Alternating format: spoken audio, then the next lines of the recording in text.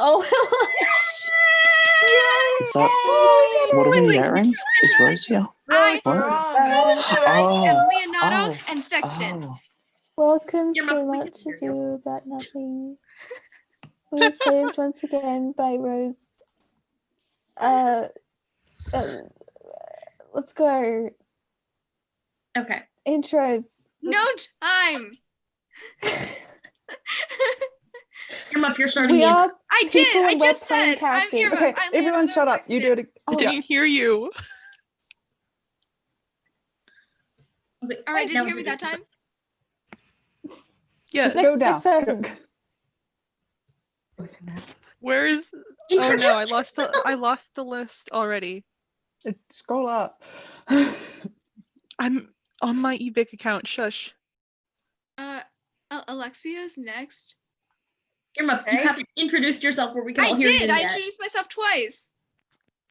Irma. I'm Irma. I'm Leonardo. Me now. And I'm Sexton. I am Irma, Irma. And I'm Leonardo. And I'm Sexton. Okay, cool. Sexton. I am Irma. And I'm Irma, it says Leonardo. you're Antonio. And I'm Sexton. Why does your name say Antonio? Yeah. Okay, doesn't matter.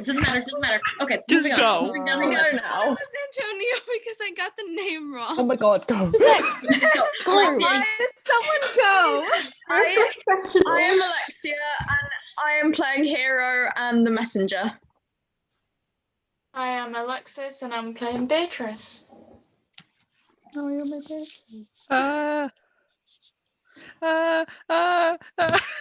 I know it's my turn and I'm forgetting everything. Hello. You haven't seen me in a while. I'm Cinder. I'm playing your Don Pedro today. Me.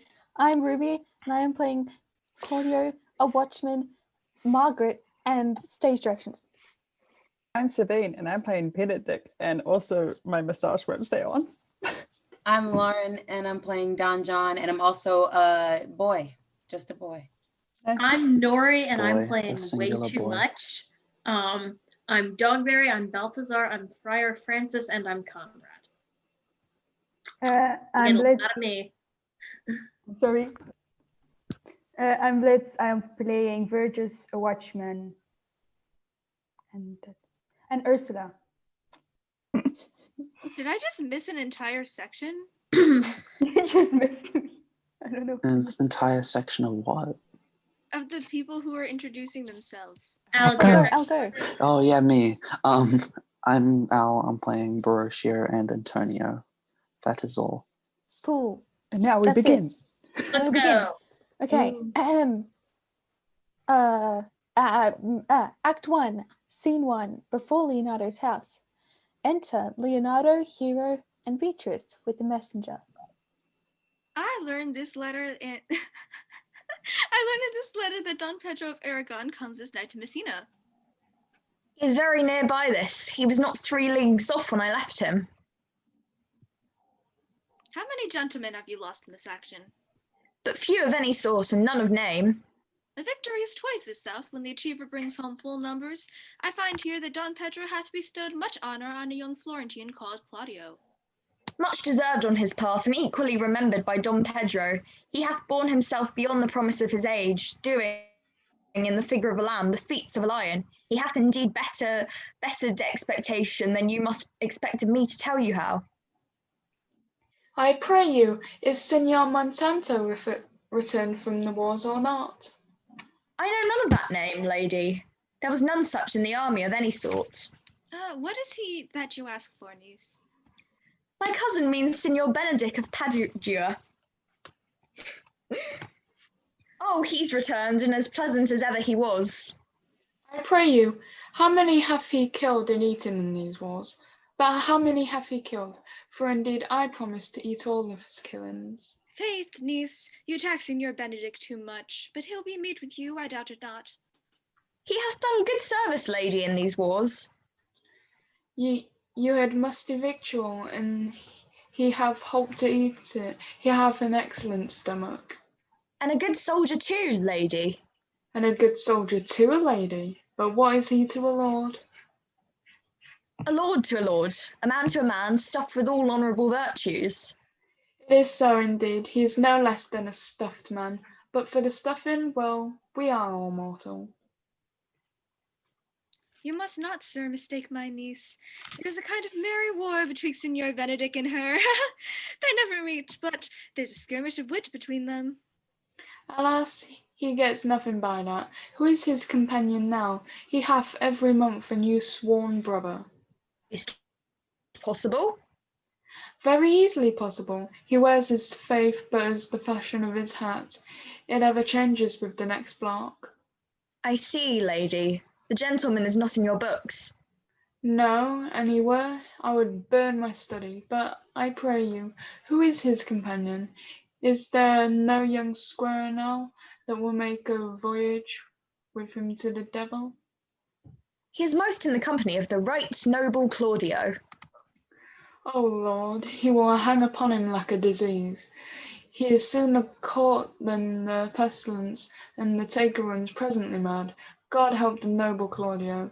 If he have caught the Benedict, it will cost him £1,000 ere he be cured. I will hold friends with you, lady. Do, good friend. You will never run mad, niece. No, not till a hot January. Don Pedro is approached. Enter Don Pedro, Don John, Claudio, Benedict, and Balthazar.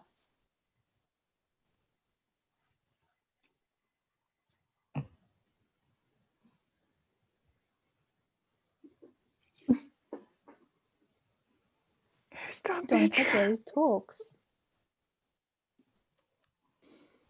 Who is Don Pedro?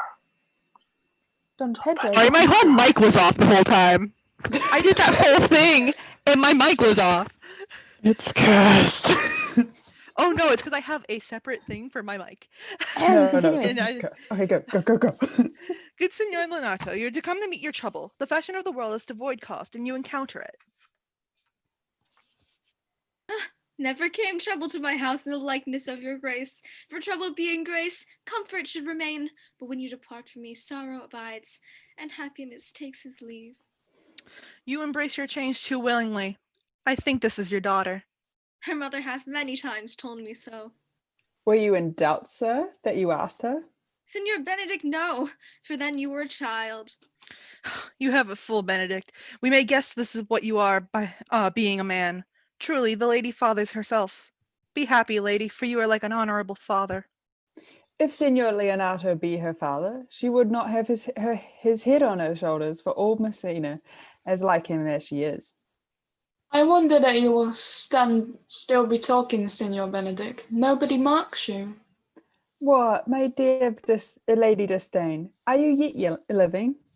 It is possible Disdain should die while she hath met such food to feed it as Signor Benedict. Courtesy itself must convert to disdain if you come in her presence. Then it is courtesy, a turncoat, but it is expected that I am loved of all ladies, only you excepted, and I would I could find it in my heart that I had not a hard heart, for truly I love none.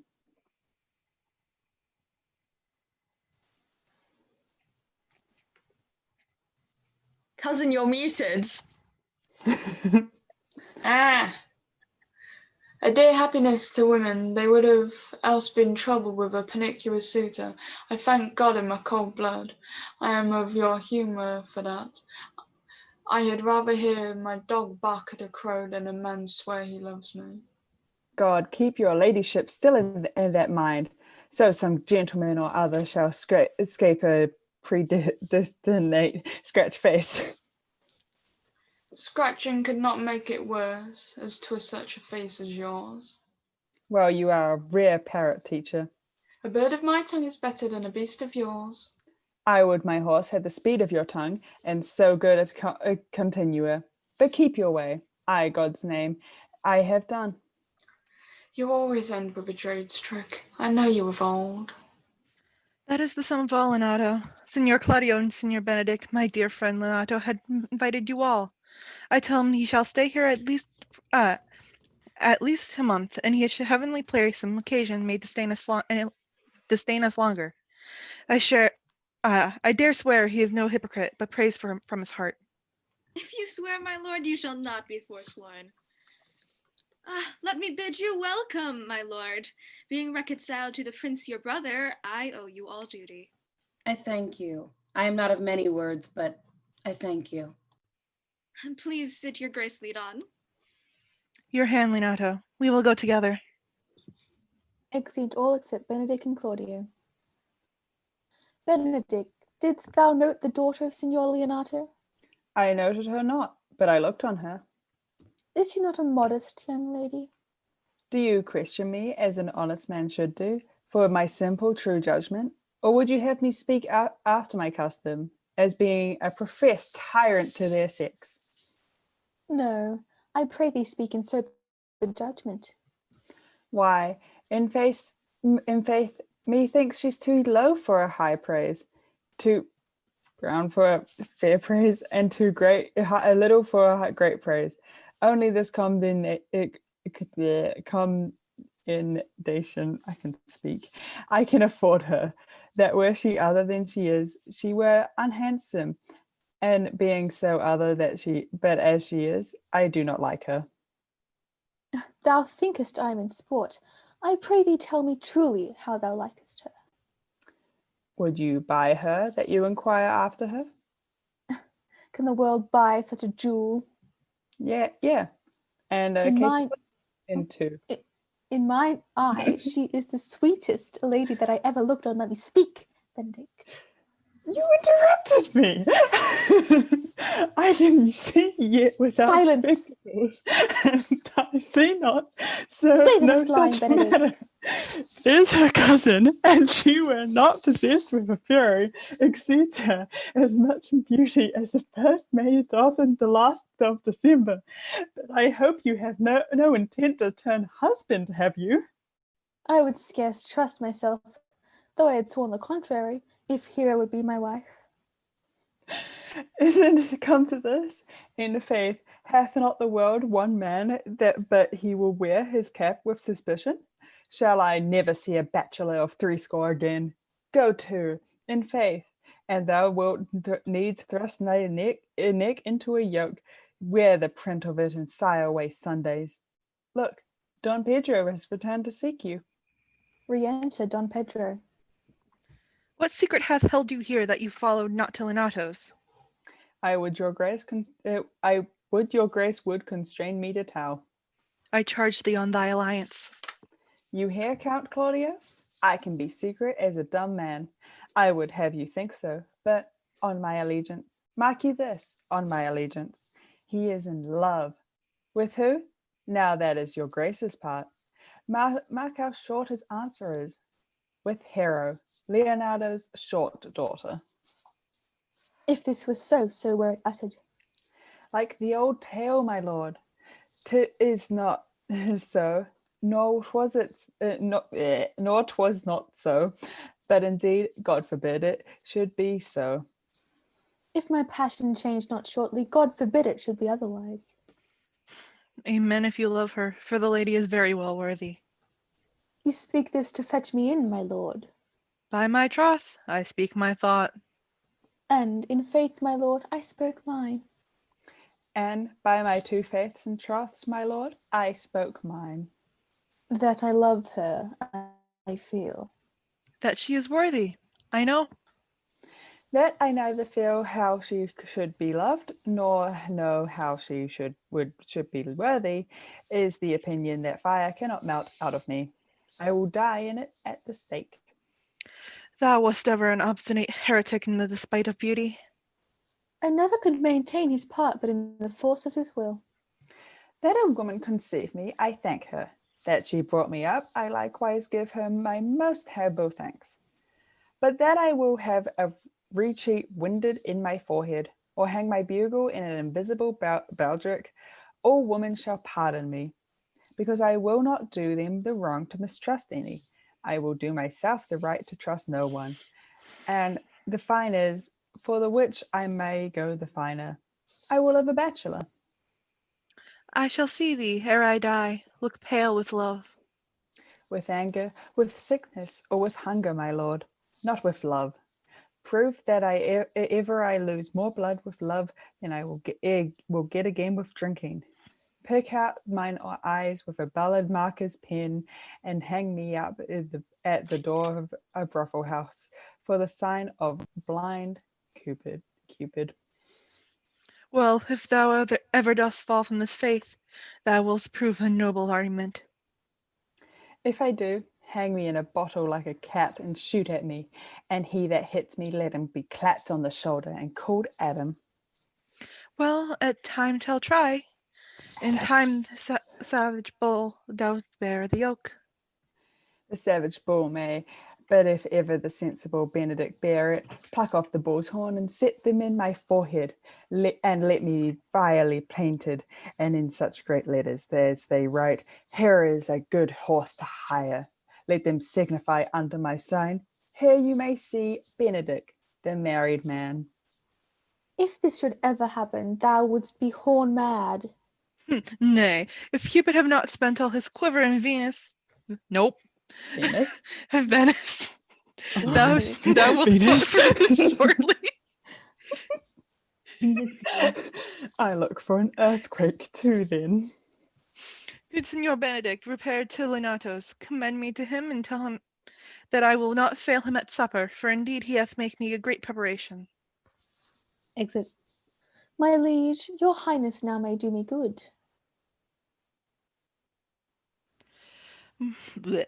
My love is thine to teach. Teach it but how, and thou shalt see how apt it is to learn, and any hard lesson that may do me good. Hath Leonato any son, my lord? No child but Hero. She's his only heir. Dost thou affect her, Claudio? Oh, my lord, when you went onward on this ended action, I looked upon her with a soldier's eye, that liked, but had a rougher task in hand than to drive liking to the name of love. But now I am returned with, and that more thoughts have left their places vacant, in their rooms come thronging soft and delicate desires, all prompting me how fair young Hero is, saying I liked her ere I went to wars. Thou wilt be like a lover presently, and tire the hearer with looks of words. If thou dost love fair Hero, cherish it, and I will break her and with her father, and thou shalt have her. Was it not to this end that thou hast begun to twist so fine a story? How sweetly you do minister to love, that no loves grief by his complexion. But lest my liking might too sudden seem, I would have salved it with a longer treatise. I will fit thee with the remedy, and I know we shall have reveling tonight. I will assume thy part is in some disguise, and tell fair Hero that I am Claudio, and in her bosom I'll unclasp my heart and take to her hearing prisoner with the force and strong encounter of my amorous tale. Then after to her father I will break, and the conclusion is she shall be thine. In practice, let us put it in presently. Exeunt. Scene 2. A room in Leonardo's house. Enter Leonardo and Antonio, meeting. How now, brother? Brother, I can tell. You strange news that you dreamed not of. Are they good? The Prince and Count Claudio, walking in a thick, bleached alley in mine, or shard, were thus much overheard by a man of mine. The Prince discovered to Claudio that he loved my niece, your daughter, and meant to acknowledge it this night in a dance, and here he found her accordant. He meant to take the present time by the top and instantly break you of it. Hath the fellow any wit that told you this? A good sharp fellow. I will send for him, and question him yourself. No, no. We will hold it as a dream till it appear itself. But I will acquaint my daughter withal, that she may be the better prepared for an answer, if peradventure this be true. Go you and tell her of it.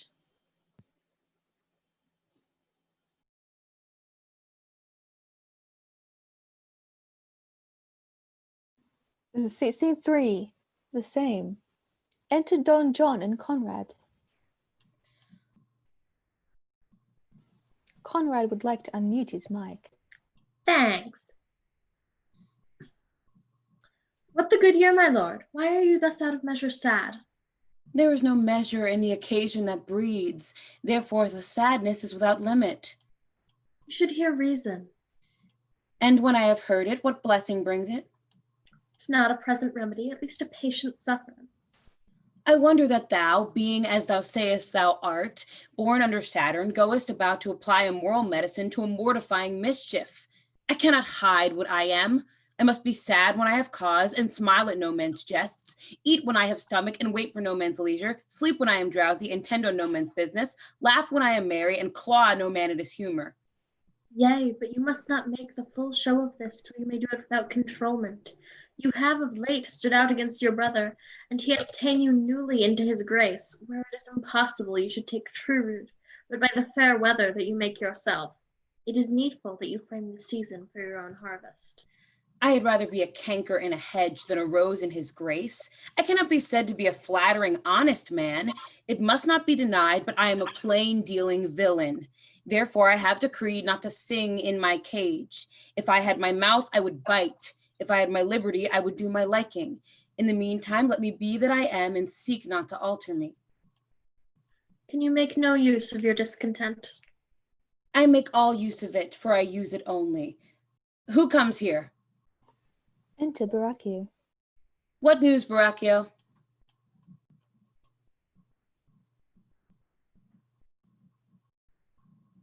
This is Al. No news, apparently. Shit, yo, I forgot this was me. I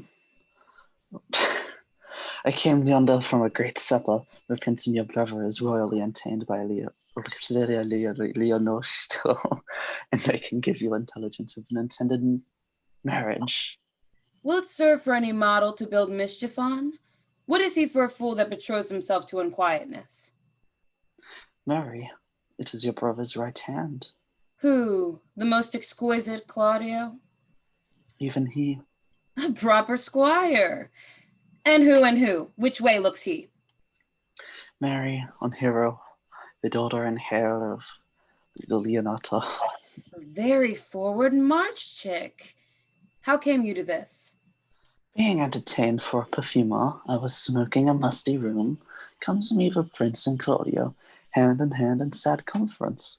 I looked me behind the heiress, and there it heard, agreed upon the prince should rule for himself, and having obtained her, give her to Count Claudio. Come, let us thither. This may prove food to my displeasure. That young startup hath all the glory of my overthrow. If I can cross him any way, I bless myself every way. You are both sure and will assist me? To the death, my lord. Let us to the great supper. Their cheer is the greater that I am subdued. Would the cook were of my mind. Shall we go prove what's to be done? We'll wait upon your lordship. Exeunt. Act 2. Scene 1. A hall in Leonardo's house. Enter Leonardo, Antonio, Hero, Beatrice, and others. Was not Count John here at supper? I saw him not. How tautly that gentleman looks. I never can see him, but I am heartburn for an hour after. He is of a very melancholy disposition. He were an excellent man that were made just in the midway between him and Benedict. The one is too like an image and says nothing, and the other is too like my lady's eldest son, evermore tattling. Then half Signor Benedict's tongue on Count John's mouth, and half Count John's melody in Signor Benedict's face. With a good leg and a good foot, uncle, and money enough in his purse, such a man will win any woman in the world, and could get her goodwill. By my troth, niece, thou wilt never get thee a husband, if thou be so shrewd with thy tongue. In faith, she's too cursed. Too cursed is more than cursed. I shall lessen God's sending that way, for it is said, God sends a cursed cow short horns, but to a cow too cursed he sends none. So, by being too cursed, God will send you no horns. Just if he sends me no husband, for the which blessing I am at him upon my knees every morning and evening.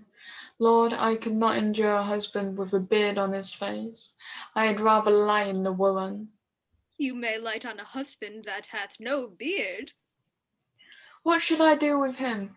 Dress him in my apparel and make him my waiting gentlewoman? He that hath a beard is more than a youth, and he that hath no beard is less than a man. And he that is more than a youth is not for me, and he that is no less than a man, I am not for him. Well, niece, I trust you will be ruled by your father. Yes, faith, it is my cousin's duty to make curtsy and say, Father, as it pleases you. But yet for all that, cousin, let him be a handsome fellow, or else make another curtsy and say, Father, as it please me. Well, niece, I hope to see you one day fitted with a husband. Not till God make men of some other metal than earth. Would it not grieve a woman to be overmastered with a piece of valiant dust? To make an account of her life to a clod of wayward marl? No, uncle, I'll none. Adam's sons are my brethren, and truly I hold it a sin to match in my kindred. Daughter, remember what I told you. If the prince do solicit you in that kind, you know your answer. The fault will be in the music, cousin, if you be no wooed in good time, if the prince be too important. Tell him that there is measure in everything, and so dance out the answer. Cousin, you apprehend passing shrewdly. I have a good eye, uncle. I can see a church by daylight. The revelers are entering. The revelers are entering, brother. Make good room. All put on their masks. Enter Don Pedro, Claudio, Benedict, Balthazar, Don John, Baracchio, Margaret, Ursula, and others, masked. Lady, will you walk about with your friend? So you walk softly and look sweetly and say nothing. I am yours for the walk, and especially when I walk away. With me in your company? I may say so when I please. And when pleased you to say so. I like your favour, for God defend the lute should be like the case. My advisor is Flameron's root. Within the house is Jove. Why, then your visor should be thatched. Speak low, if you speak low. Drawing her aside.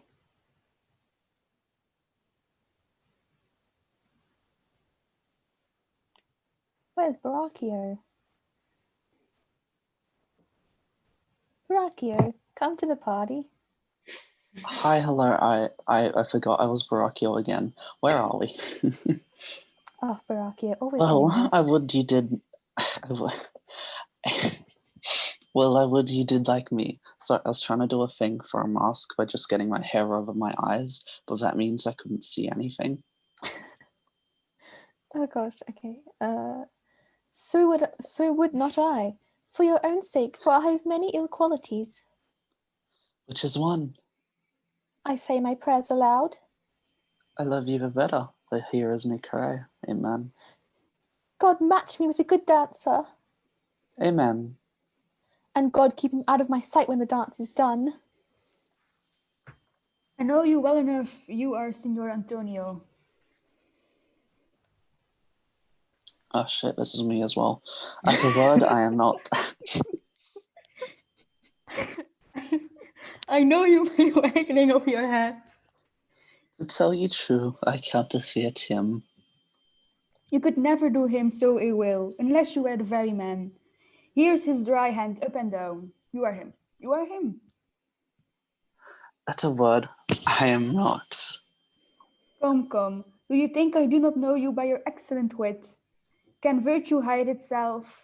Go to him. You are he. Graces will appear, and there's an end.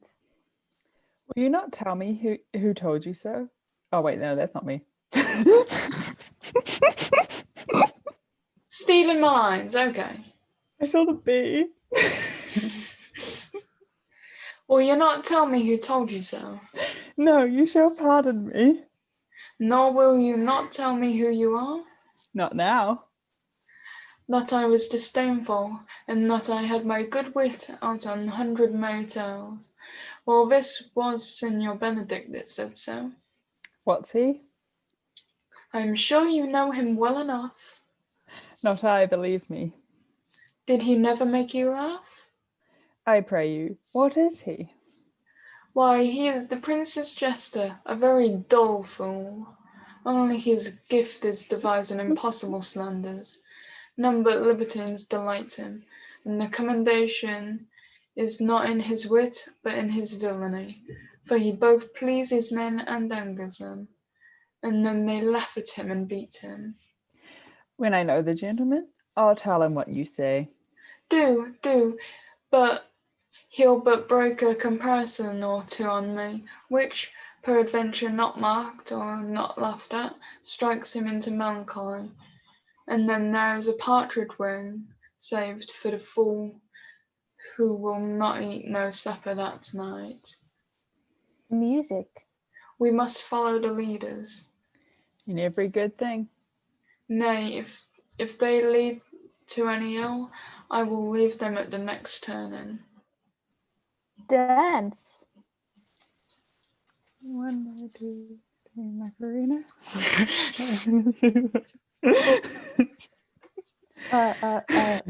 Then exeunt all except Don John, Baracchio, and Claudio. Sure, my brother is amorous on Hero, and hath withdrawn her father to break with him about it. The ladies follow her, and but one visor remains. That is Claudio. Are you not you, Signor Benedict? You know me well. I am he. Signor, you are very near my brother in his love. He is enamored on Hero. I pray you dissuade him from her. She is no equal for his birth. You may do the part of an honest man in it. How know you he loves her? I heard him swear his affection. So did I too, and he swore he would marry her tonight. Come, let us to the banquet. Exeunt Don John and Baracchio. Thus answer I in the name of Benedict, but hear these ill news with the ears of Claudio. 'Tis certain so, the prince woos for himself. Friendship is constant in all other things, save in the office and affairs of love. Therefore all hearts in love use their own tongues. Let every eye negotiate for itself, and trust no agent, for beauty is a witch, against whose charms faith melteth into blood. This is an accident of hourly proof, which I mistrusted not. Farewell, therefore, hero. Re-enter Benedict. Count Claudio, Yea, the same. come, will you go with me? Whither? Even to the next willow, about your own business, County.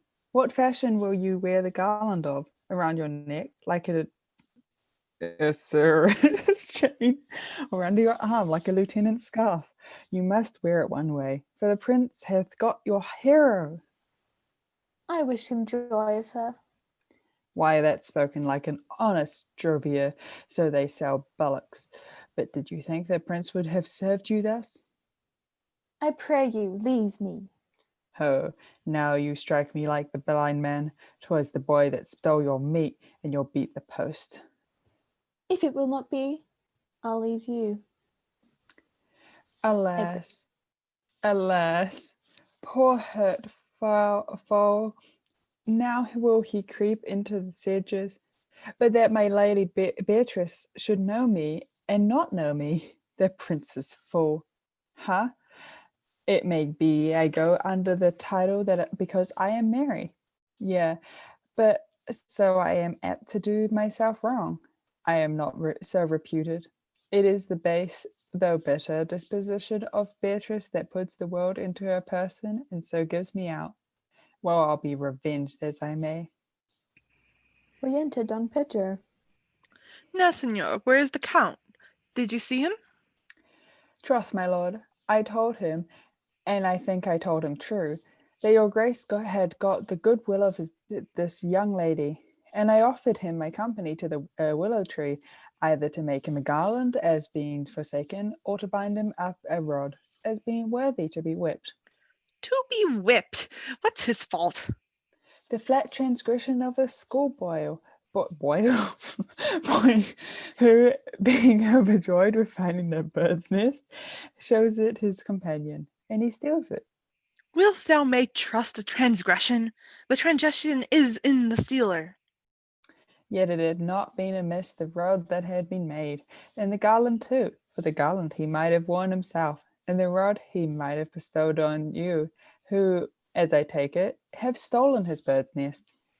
I will but teach them to sing and restore them to their owner. If their singing answer your saying, by my faith, you say honestly. The Lady Beatrice hath a quarrel to you. The gentleman that has danced with her told her that she is wronged by you. Oh, she misused me to pass the endurance of a block. An oak, but with one green leaf on it, would have answered her. My very visor began to assume life and scold with her. She told me, not thinking I had been myself, that I was the prince's jester, and that I was duller than a great Thor, huddling jest upon jest with such impossible conveyance upon me that I stood like a man at the mark, with a whole army shooting at me. While she is here, a man may live in as quiet in hell as in a sanctuary, and the people sin upon purpose because they would go thither. So indeed, all disquiet, horror, and perpetration follows her. Look, here she comes. Enter Claudio, Beatrice, Hero, and Leonato. Will your grace command me any service to the world's end?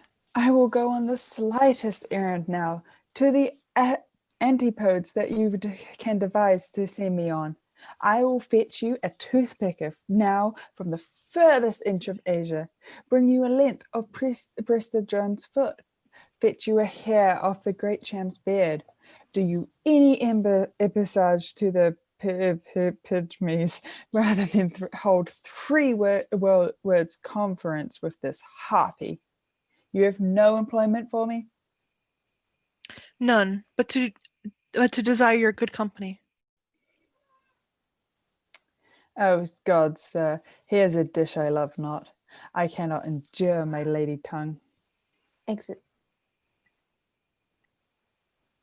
Oh, shit. Come, lady, come. You have lost the heart of Signor Benedict. Indeed, my lord, he lent me a while, and I gave him use for it, a double heart for his single one. Marry, once before he won of me with a false dice, therefore your grace may well say I have lost it.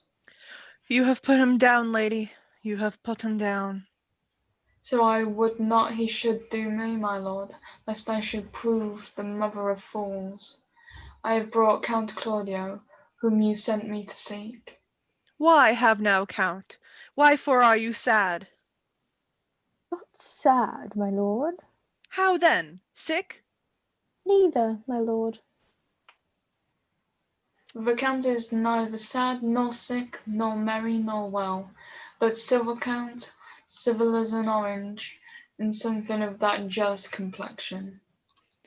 I faith, lady, I think your blazon to be true, though I'll be sworn, if he be so, his conceit is false. Here, Claudio, I have wooed in thy name, and fair hero is won. I have broke with her father, and his good will obtained. Welcome the day of marriage, and God give thee joy. Count, take thee of my daughter, Wait. and with her That's not my me. fortunes. His grace hath made thy math, and in the grace I can't. I'm so sorry. I'm so sorry. This was my line, right? Yeah, it's yours. I misread it. I'm so sorry. Okay. I thought I left, and then I Count, saw take an me of my auto daughter, name. and with her my fortunes. His grace hath made the match, and a grace say amen to it. Speak, Count, 'tis your cue.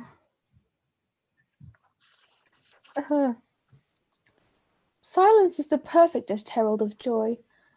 I were but little happy if I could say how much. Lady, as you are mine, I am yours. I give away myself for you and dote upon the exchange. Speak, cousin, or if you cannot, stop his mouth with a kiss, and let not him speak neither. In faith, lady, you have a merry heart. Yea, my lord, I thank it, poor fool, it keeps on the windy side of care. My cousin tells him in his ear that he is in her heart. And so she doth, cousin.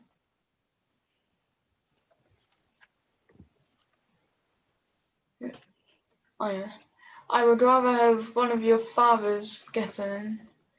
Hath your grace near a brother like you? Your father got excellent husbands, if a maid could come by them. Will you have me, lady? No, my lord, unless I might have another for working days.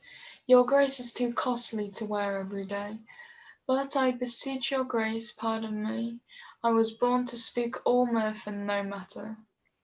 Your silence most offends me, and to be married best becomes you, for out of the question you were born in a merry hour. No, sure, my lord, my mother cried, but then there was a star danced, and under that I was born. Cousins, God give you joy. Will you look to these things that I told of you? I cry you mercy, uncle, by your grace's pardon. Exit. By my troth, a pleasant-spirited lady.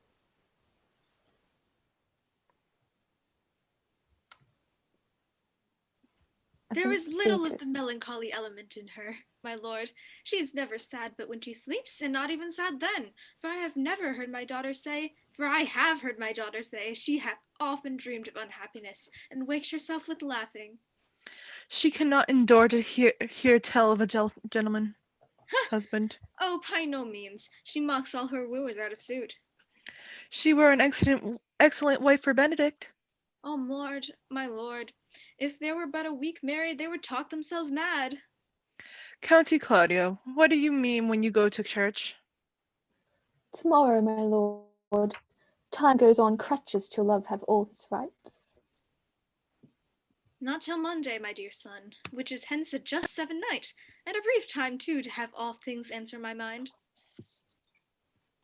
Come, you shake head at so long a breathing, but I warrant thee, Claudio, the time shall not go dully by us. I will be in interim undertake one of Hercules' labors, which is to bring Signor Benedict and Lady Beatrice into a mountain of affection with the one with the other.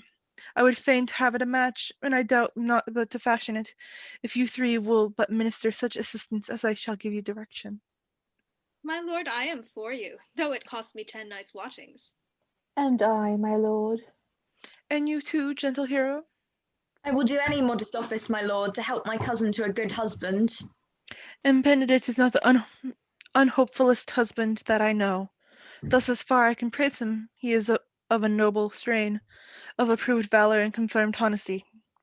I will teach you how to humor your cousin, that he shall fall in love with Benedict, and I, with your two helps, will so practice on Benedict that, in despite his quick wit and queasy stomach, he shall fall in love with Beatrice. If we can do this, Cupid is no longer an archer. His glory shall be ours, for we are the only love gods. Go in with me, and I will tell you my drift. Exeunt. Scene 2. The same. Enter Don John and Baracchio. It is so. The Count Claudio shall marry the daughter of Leonato. Yeah, my lord, but I can cross it.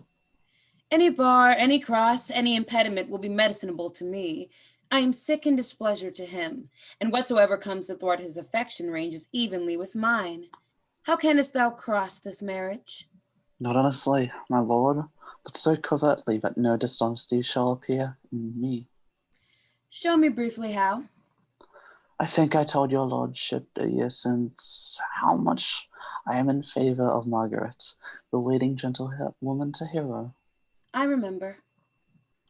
I can, at any unseasonable instant of the night, appoint her to look out at the lady's chamber window. What life is in that to be the death of this marriage? The poison of that lies in you to temper.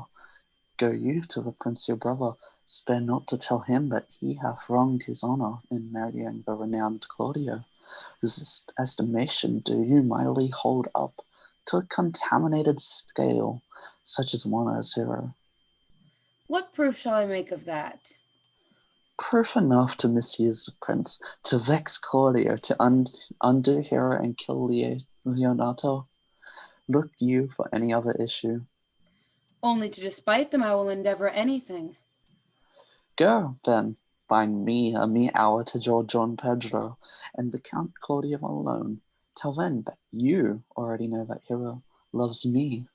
They will scarcely believe this without trial, of them instances, which shall bear no less likelihood than to see me at her chamber window, hear me call Margaret Hero, and bring them to see this see this very night before the intended wedding. For in the meantime, I will so fashion the matter that Hero shall be absent, and there shall appear such seeming truth of Hero's disloyalty, that jealousy shall be called assurance, and all the preparation overthrown. Grow this to what adverse issue it can. I will put it in practice. Be cunning in the working this, and thy fee is 1,000 ducats. Be constant in the accusation, and my cunning shall not shame me. Exeunt. Scene 3. Leonato's orchard. Enter Benedict. Boy, Enter boy. Signor? in my chamber window lies a book. Bring it hither to me in the orchard. I am here already, sir. I know that, but I would have thee hence and here again. Exit boy. I do much wonder that one man, seeing how much another man is a fool when he dedicates his behaviours to love, will, after he hath laughed at his such shallow follies in others, become the argument of his own scorn by falling in love. And such a man is Claudio. I have known when there is no music with him but it's the drum and the fife. And now had he rather hear the tabor in the pipe, I have known when he would have walked a 10 mile afoot to see a good armour. And now will he lie 10 nights awake, carving the fashion of a new doublet. He was wont to speak plain and to the purpose, like an honest man and a soldier. And now he is turned orthography. His words are like a very fantastical banquet, just so many strange dishes. May I be converted and see with these eyes? I cannot tell. I think not. I will not be sworn, but love may transform me to an oyster. But I'll take my oath on it. Till he have made an oyster out of me, he shall never make me such a fool. One woman is fair, yet I am well.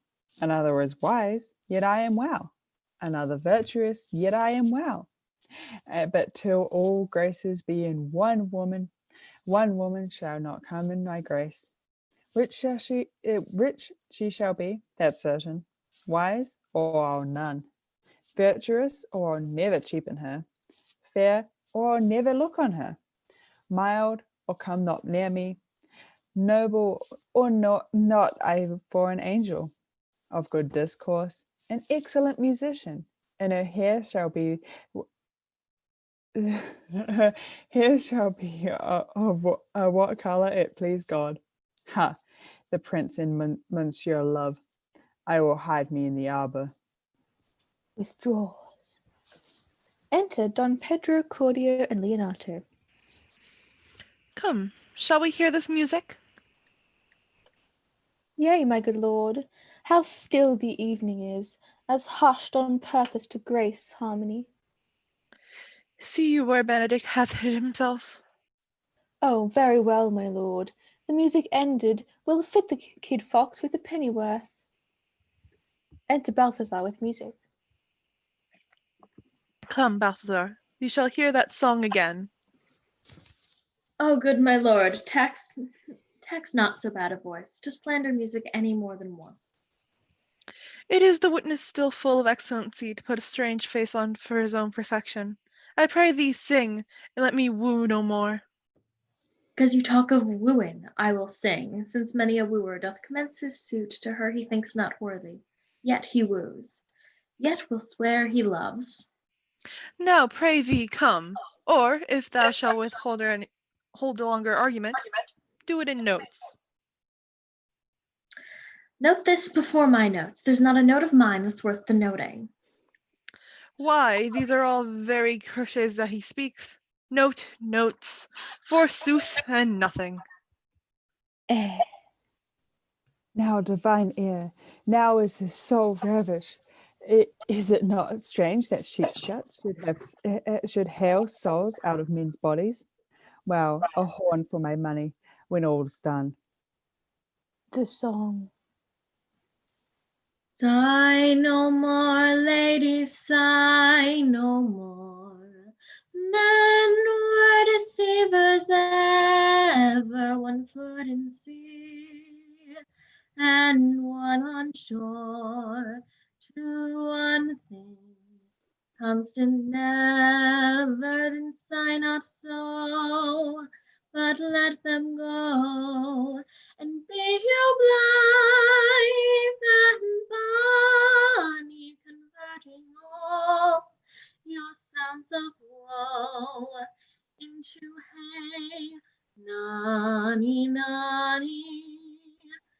Sing no more ditties, sing no more of jumps so dull and heavy. The throat of man was ever so, since summer first was leaf, in sigh not so, but let them go, and be you blithe and bonny, converting all your sounds of woe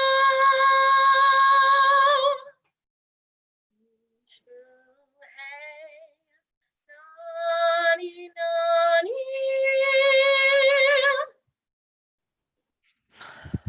By my troth, a good song. And an ill singer, my Ha! No, no faith. Thou singest well enough for a shift. And he had been a dog that would have howled thus. They would have hanged him. Yea, Mary, dost thou hear, Balthazar? I pray thee, let us get some excellent music, for tomorrow night we would have it in the ladies' hero's chamber window. The best I can, my lord. So do. Farewell. Exit Balthazar. Come hither, Leonardo. What was it that you told me today? To your niece Beatrice was love with Signor Benedict. Oh, ay, stalk on, the foul sits. I did never think that lady would have loved any man. No, nor I neither. But most wonderful that she should dote on Signor Benedick, whom she hath in all outward behaviour seemed to abhor. Is it possible? Sits the wind in that corner? By my troth, my lord, I cannot tell what to think of it, but that she loves him with an enraged affection, it is past the infinite of thought. Maybe she doth but counterfeit. Faith, like enough. Oh God, counterfeit! There was never counterfeit of passion came so near the life of passion as she discovers it. Why, what effects of passion shows she? Bait the hook well, this fish will bite. What effects, my lord? She will sit you. You heard my daughter tell you how. She did indeed. How, pray you? You amaze me. I would have thought her spirit had been invincible against all assaults of affection. I would have sworn it had, especially against Benedick. I should think this a go, but that the white-bearded fellow speaks it, knavery cannot, sure, hide himself in such reverence. He hath taken the infection. Hold it up. Hath she made her affection known to Benedict? No, and she swears she never will. That's her torment. 'Tis true indeed, so your daughter says. Shall I, says she, that have so often counted him with scorn, write to him that I love him? This says she now when she is beginning to write to him, for she'll be up 20 times a night, and there she will have sit in her smock till she have read a sheet of paper. My daughter tells us all. Now you talk of a sheet of paper, I remember a pretty jest your daughter told us of. Oh, when she had read it and was reading it over, she found Benedict and Beatrice between the sheet. That. Oh, she tore the letter into 1,000 halfpence, railed at herself that she would be so immodest to write one that she knew would flout her. I measures him, said she, by my own spirit, for I should flout him. If he writ to me, yea, though I love him, I should. Then down upon her knees she falls, weeps, sobs, beats her heart, tears her hair, prays, curses. Oh, sweet Benedict, God give me patience. She doth indeed. My daughter says so, and the ecstasy hath so much overborne her that my daughter is sometime afeared she will do a desperate outrage to herself. It is very true.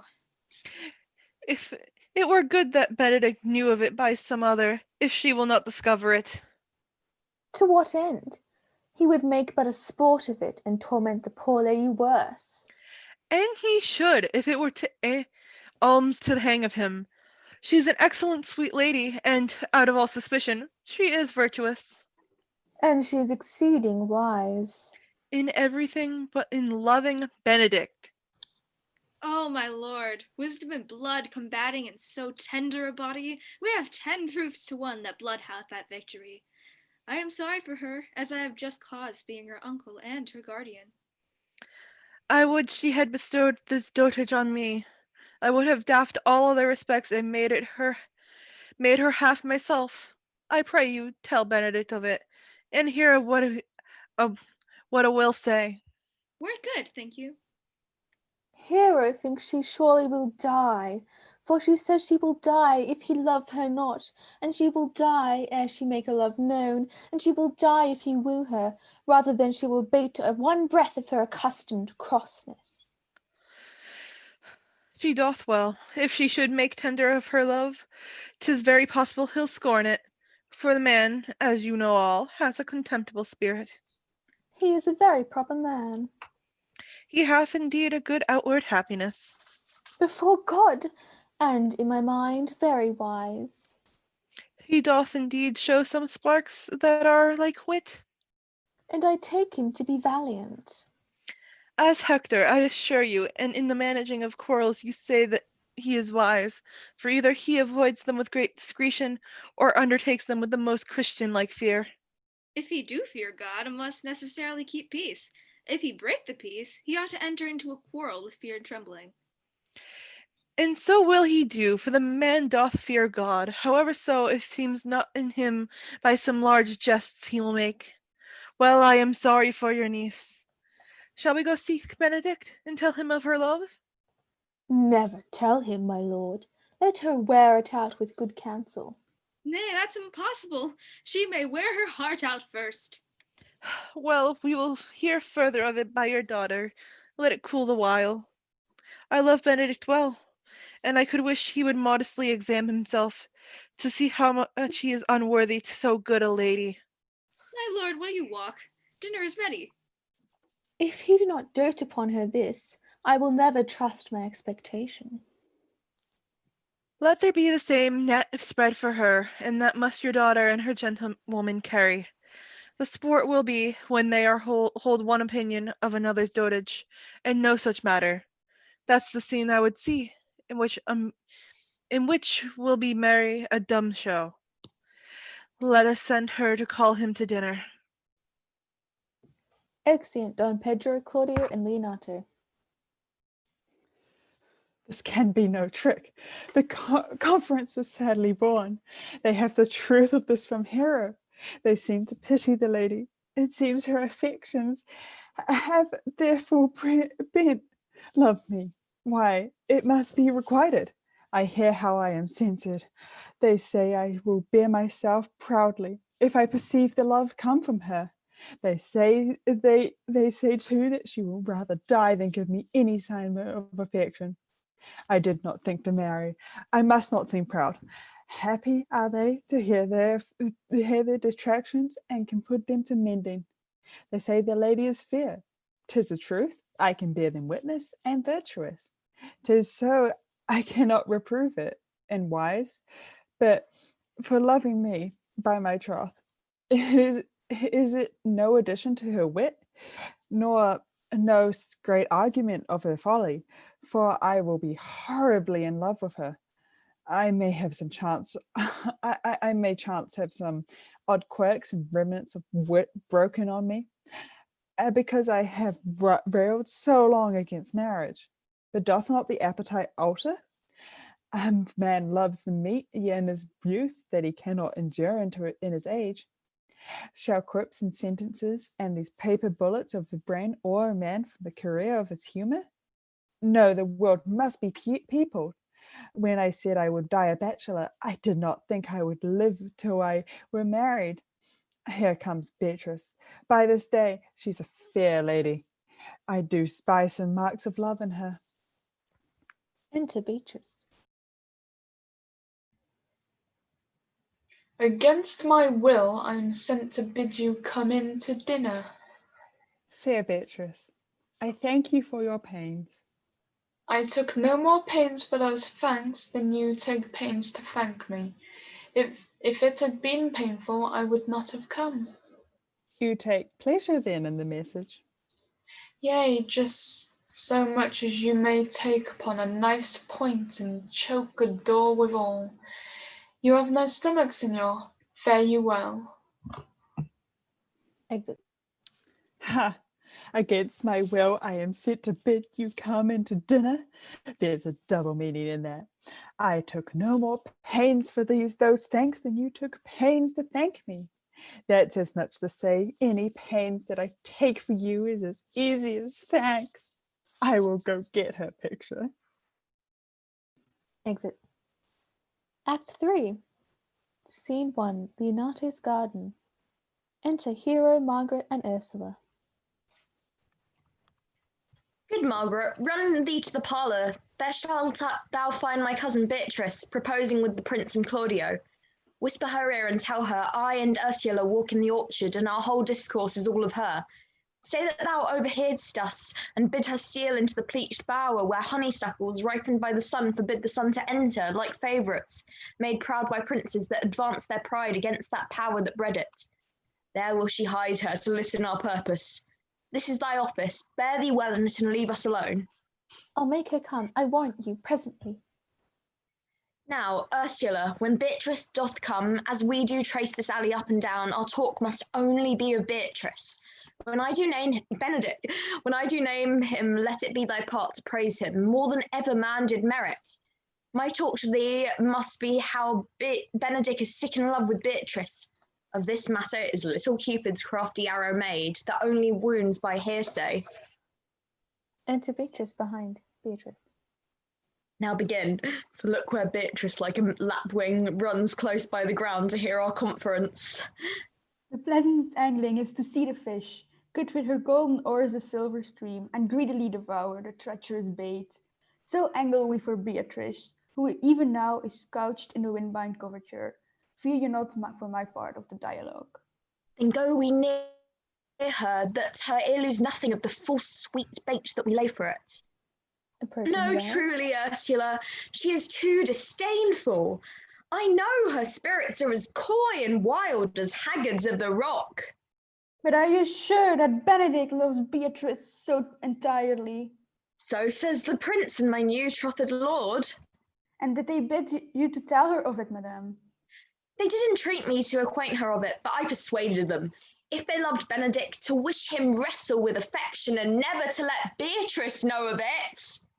Why did you so? Doth not a gentleman deserve a full as fortunate a bed as ever Beatrice could couch upon? Oh, God of love! I know he doth deserve as much as may be yielded to a man, but nature never framed a woman's heart of prouder stuff than that of Beatrice.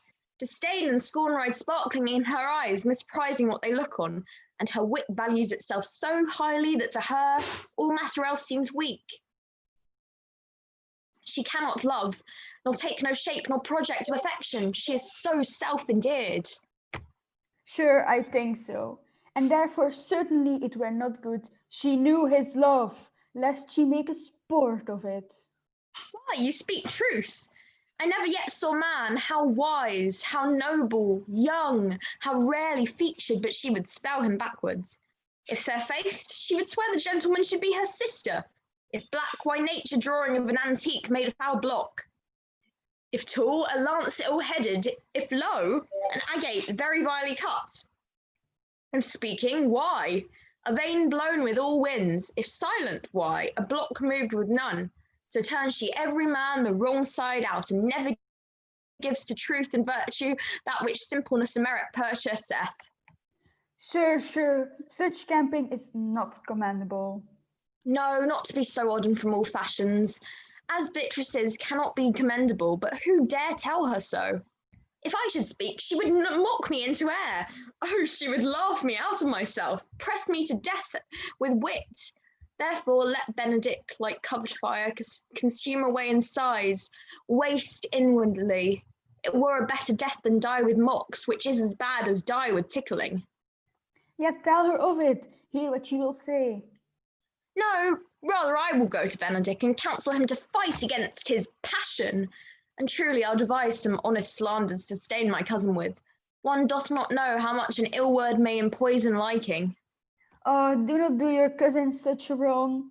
She cannot be so much without true judgment, having so swift and excellent wit as she is prized to have, as to refuse such a rare gentleman as Signor Benedict. He is the only man of Italy. Always accepted, my dear Claudio. I pray you, be not angry with me, madam, speaking my fancy. Signor Benedict, for shape, forbearing, argument, and valour, goes foremost in report through Italy. Indeed, he hath an excellent good name. His Excellency did earn it, ere he had it. When are you married, madam? Why, every day tomorrow. Come, go in, I'll show thee some attires, and have thy counsel which is the best to furnish me tomorrow. She's limed, I warrant you.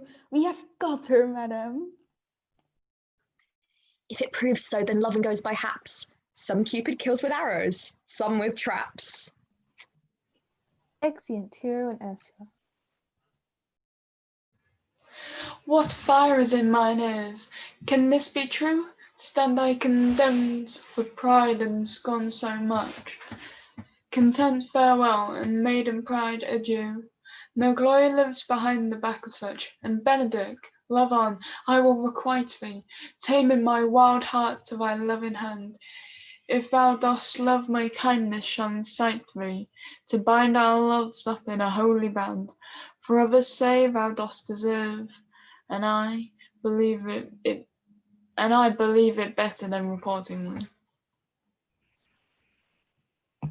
Exit. Scene 2. A room in Leonato's house. Enter Don Pedro, Claudio, Benedict, and Leonato. I do but stay till your marriage be consummate, and then I go towards Aragon. I'll bring you thither, my lord, if you'll vouchsafe me. Nay, that would be as great a soil in the new gloss of your marriage as to show a child his new coat and forbid him to wear it. I will only be bold with Benedict for his company, for, from the crown of his head to the sole of his foot, he is all mirth. He have twice or thrice cut Cupid's bowstring, and the little hangman dare not shoot at him. He hath a heart as sound as a bell, and his tongue is the clapper. For what will his heart thinks, his tongue speaks. Gallants, I am not as I have been. So I say, methinks you are sadder. I hope he be in love. Hang him, Thraunt. There's no true drop of blood in him to be truly touched with love. If he be sad, he wants money. I have the toothache. Draw it. Hang it. You must hang it first and draw it afterwards. What? Sigh for the toothache? Where is but humor or a worm? Well, everyone can master a grief that has it. Yet say I, he is in love. There is no appearance of fancy in him, unless it be a fancy that he hath to strange disguises, as to be a Dutchman today, a Frenchman tomorrow, or in the shape of two countries at once, as a German formed from the waist downwards, all slops, and a Spaniard from the hip upwards, no doublet. Unless he have a fancy to his foolery, it as appears that he hath, and no fool for fancy, and you would have to appear he is.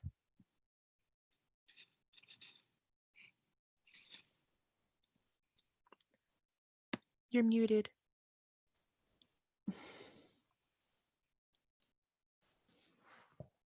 Ruby, you're Oh, I was muted. If he be not in love with some woman, there is no believing old signs. A brushes his hat o' mornings. What should that bode? Hath any man seen him at the barber's? No, but the barber's man hath been seen with him, and the old ornament of his cheek hath already stuffed tennis balls. Indeed, he looks younger than he did, by the loss of a beard. Nay, he rubs himself with crivet. Can you smell him out by that? That's as much as to say the sweet youth's in love. The greatest note of it is his melancholy. And when was he wont to wash his face? Yea, or to paint himself, for the which I hear what they say of him. Nay, but his jesting spirit, which is now crept into a lute-string, and now governed by stops. Indeed, that tells a heavy tale for him. Conclude he is in love. Nay, but I know who loves him. That I would know too. I warrant one that knows him not. Yes, and his ill conditions, and in despite of all, dies for him. She shall be buried with her face upwards. Yet is this no charm for the toothache? Oh, Signor, walk by aside with me. I have studied 8 or 9 wise words to speak to you, which these hobby horses must not hear. Exeunt Benedick and Leonato. For my life, to break with him about Beatrice. 'Tis even so. Hero and Margaret have by this played their parts with Beatrice, and then the two bears will not bite one another when they meet. Enter Don John. My lord and brother, God save you. Good den, brother. If your leisure served, I would like to speak to you. In private? If it please you, yet Count Claudio may hear, for what I would speak of concerns him. What's the matter? Means your lordship to be married tomorrow? You know he does. I know not that, when he knows what I know.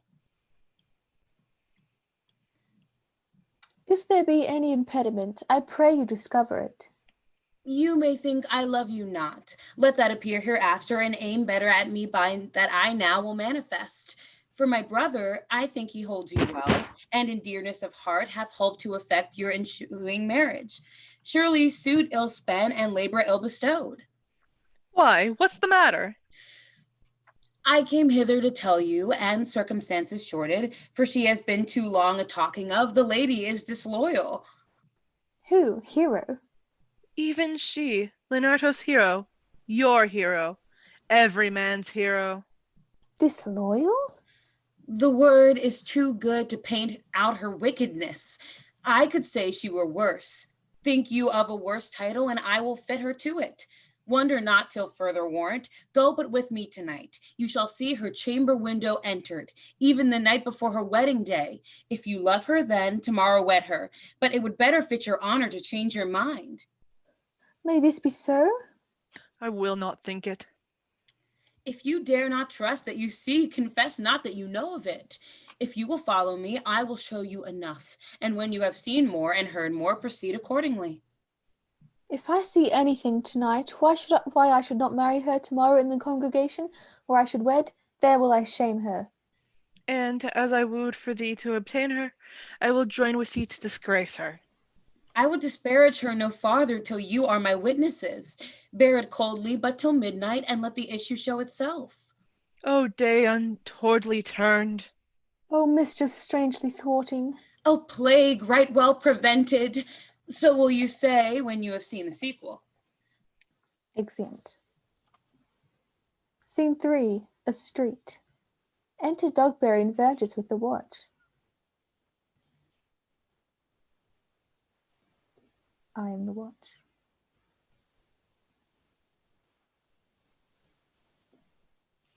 You do not have a Dogberry. Where is our Dogberry? It is... Are you good men and true? Is that my line? I'm not looking at the script. It is. Yeah, or else it were pity, but they should suffer salvation, body and soul. Nay, that were a punishment too good for them, if they should have any allegiance in them, being chosen for the prince's watch. First, who think you to be the most desertless man to be constable? George Seacole, for they can write and read. Come hither, neighbor Seacole. God hath blessed you with a good name. To be a well-favored man is a gift of fortune, but to read and write comes by nature. Both which, Master Constable. You have. I knew it would be your answer. Well, for your favour, sir, why give God thanks, and make no boast of it, and for your writing and reading, let that appear when there is no need of such vanity. You are thought here to be the most senseless and fit man for the constable of the watch. Therefore bear you the lantern. This is your charge. You shall comprehend all vagrant man. You are to bid any man stand in the prince's name.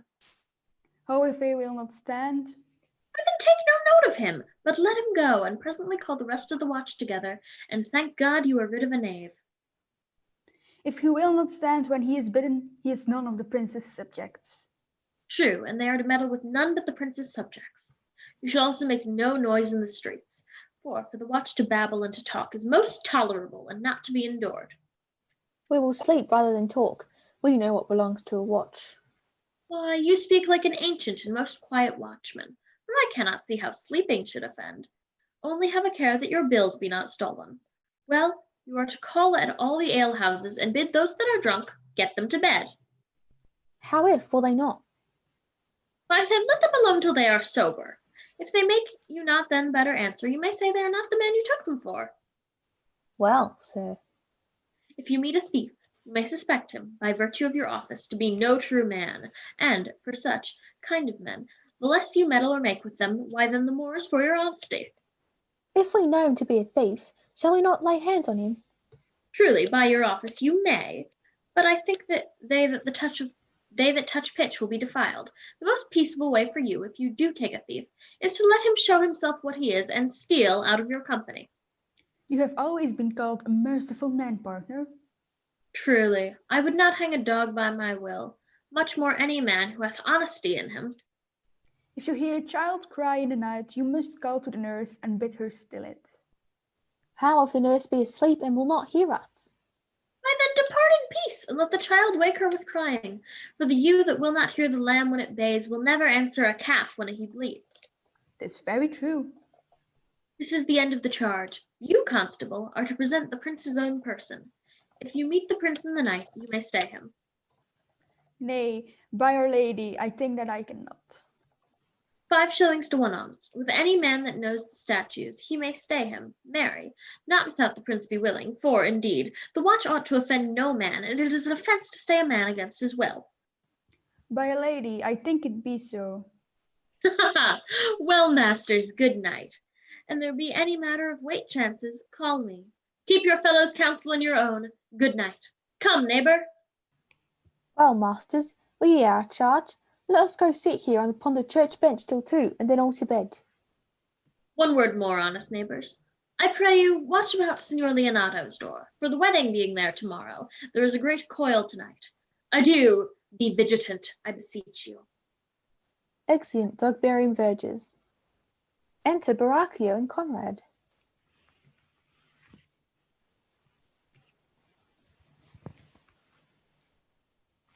What, Conrad? Peace, stir not. Conrad, was I my fault. say. Here, man, I am at thy elbow. Mass, and my elbow itched. I thought there would be a scab follow. I will owe thee an answer for that. And now forward with thy tale. Stand thee close, then, under this penthouse, for it drizzles rain, and I will, like a tree drunkard, utter all to thee. Some treason, masters. Stand close. What?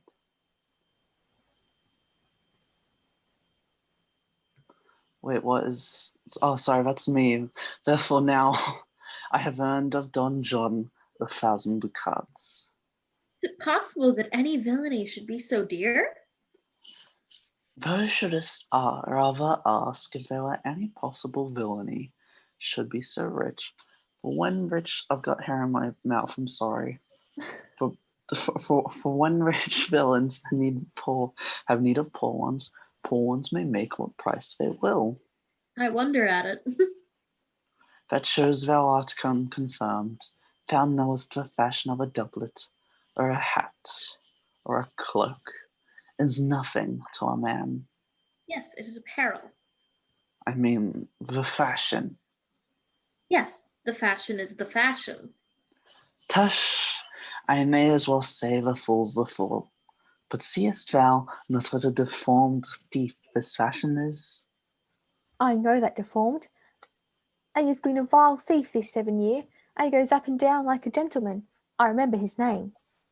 Didst thou not hear somebody? No, 'tis the vein on the house. Seest thou not, I say, what a deformed thief this fashion is? How giddily it turns about all the hot bloods between 14 and 35, sometimes fashioning them as like Pharaoh's soldiers in the freaky painting, sometimes like God Beale's priests in an old church window, sometime like the shaven Hercules in the smirched worm-eaten tapestry. Where this codpiece seems as vast he has his club. All this I see, and I see that the fashion wears out more apparel than the man. But art not thou thyself giddy with the fashion too, that thou hast shifted out thy tale into telling me of the fashion?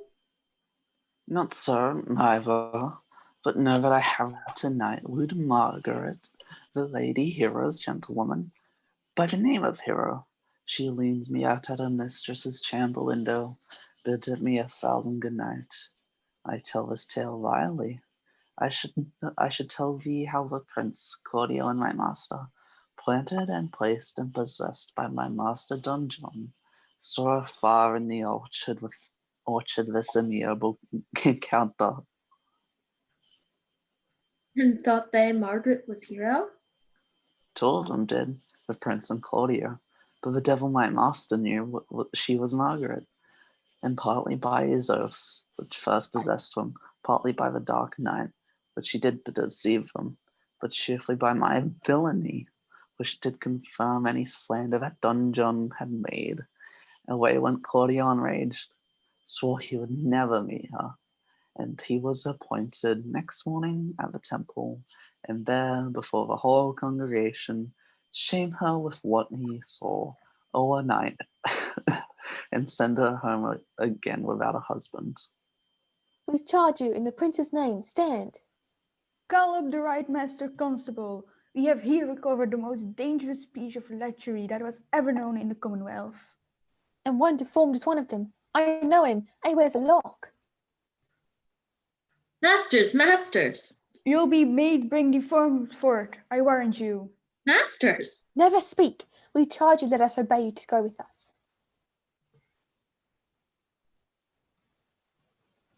We are likely to prove a godly commodity, being taken up these men's bills. A commodity in question, I warrant you. Come, we'll obey you. Excellent. And that is the end of our first reading, everybody. Oh, we did it! Yeah. My phone was on 10% and I was really afraid we weren't finishing here. Oh no. And This I've kind of was- maybe lost my charger.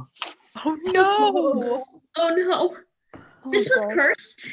In Yeah, many so ways. cursed. This reading was too cursed. Yep. It was Oh, too cursed cursed for hell. my taste. And Just we a bit. all stayed the entire time, right? So That's new. Yeah, I don't think anyone dropped. Yeah, Whoa. wild. At Okay. least that happened. I don't think Positives, guys, positives.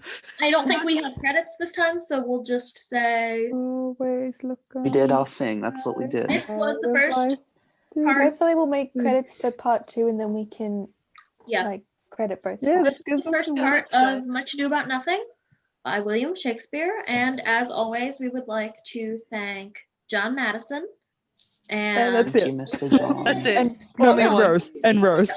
True. Very much Rose. Rose. Rose, Very because we are God. nothing without her. She saves us every single time. It's true. amazing. Rose is God. And also Robert Mannion, because otherwise we probably wouldn't be doing readings. We wouldn't have been inspired to Yes. do any of this. Yeah. Yeah. And thank you to all of us and you and Aw. everyone. To the 3 people wanna who are gonna watch it. Yeah. I'm The gonna 3, not a personally 2. thank Mead for Thank you to everyone coming who in because I didn't want to do this, but I love you guys. Yes, We love thank you, you to Heather. everyone who got up Aw. at a bad hour just to Yay. It's Oh. 1:30 a.m. Please go to thank bed. you. Please get Sleep. some sleep, Sabine. Sleep. All right, everybody, Night let's sleep end this time. live. Woo. Yes, that's what we'll do. Bye. Bye.